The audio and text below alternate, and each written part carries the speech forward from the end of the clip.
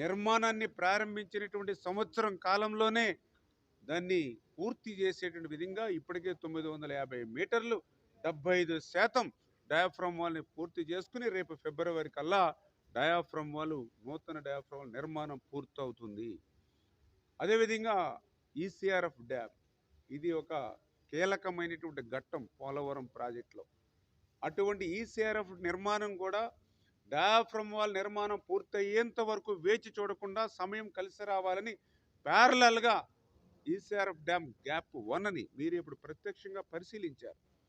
Gap 1లో diaphragm వాల్కి అటు ఇటు 20 మీటర్స్ 20 మీటర్స్ క్లే పోర్షను, అటు 100 ఇటు 100 మీటర్స్ రాక్ 700 టు 72 వరకు ఏదైతే రాక్ డిజైన్ ఏదైతే ఉందో మరి ఆ వర్క్స్ అన్నీ కూడా పూర్తి చేసుకుని రేపు ఫిబ్రవరి ఏప్రిల్ కల్లా ఈసీఆర్ఎఫ్ మెయిన్ డ్యామ్ గ్యాప్ 1 పనులు కూడా పూర్తవుతున్నటువంటి పరిస్థితి.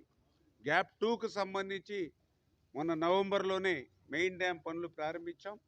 దానికి సంబంధించిన మెటీరియల్ అన్నింటినీ కూడా అప్పటికప్పుడు మళ్ళీ కాకుండా దాన్ని కూడా అంతా కూడా మెటీరియల్ అంతని కూడా షిఫ్ట్ చేసుకుని రెడీగా పెట్టుకుని ఈ రకంగా మల్టిపుల్గా అంటే ఒక పని అయిన తర్వాత ఇంకొక పని కాకుండా ఒకదానికొకటి ప్యారలల్గా పనులు చేసుకుంటూ వెళ్తున్నాం. కాబట్టే ఆ రోజు చంద్రబాబు నాయుడు గారు 14-19లో 72% పోలవరం పనులు చేస్తే 19-24 వైఎస్ఆర్సీపీలో కేవలం 2% మాత్రమే జరిగితే 5 సంవత్సరాల్లో వాళ్ళు 2% చేస్తే ఈరోజు 17 నెలల కాలంలోని ఈరోజు మేము 12% చేసి 88% ఈరోజు పోలవరం పనులు పూర్తవుతున్నాయని అంటే ఇది చంద్రబాబు నాయుడు గారి యొక్క దక్షత, కేంద్ర ప్రభుత్వం ఇస్తున్నటువంటి సహకారం అనే విషయాన్ని సందర్భంగా తెలియజేసుకుంటూ అందుకు కారణం కూడా మీరు చూశారు మొన్న వర్షాకాలంలో సైతం వరదల సమయంలో సైతం పనులు నిలిచిపోకుండా అప్పర్ కాపర్ డ్యామ్ లీకేజ్ రోజుకి 400-500 క్యూసెక్కుల నీరు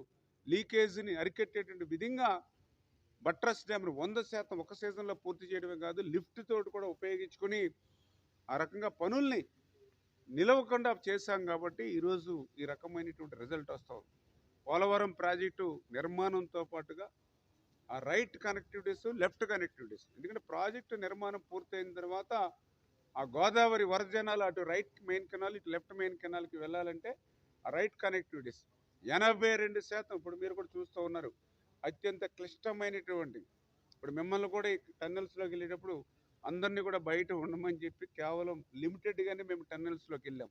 ఎందుకంటే క్లిష్టమైనటువంటి టన్నెల్స్ మీరు కూడా మనం చూసారు తెలంగాణలో ఈ టన్నెల్స్లో వర్క్ చేస్తున్నప్పుడు ఏ రకంగా అక్కడ ఇబ్బందులు ఏర్పడ్డాయో.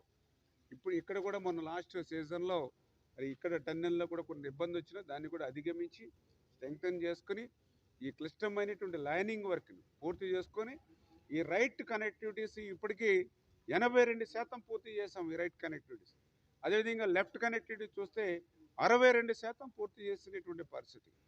అదేవిధంగా నిర్వాసితులు ఈవేళ ఈ ప్రాజెక్టు నిర్వాసితులకు కూడా మొన్న సంక్రాంతికి 900 కోట్ల రూపాయలు ఇచ్చాం, మన దీపావళికి 1000 కోట్ల రూపాయలు ఇచ్చాం. ఏడాదిలో 2000 కోట్ల రూపాయలు ఈవేళ నిర్వాసితులకి ఈ ప్రభుత్వం ఇచ్చింది అని అంటే చంద్రబాబు నాయుడు గారి నిర్వాసితుల పట్ల చూపిస్తున్నటువంటి శ్రద్ధ అదొక నిదర్శనం. అందుచేతే ప్రాజెక్టుతో పాటుగా ఈ యొక్క నిర్వాసితులకు సంబంధించినటువంటి సమస్యలు కూడా 1 year బిఫోర్ అంటే 2026 డిసెంబర్ కల్లా పూర్తి చేయాలి నిర్వాసితుల ల్యాండ్ ఎక్వేషన్ R&R కాలనీలు అనేటువంటి ఆలోచన.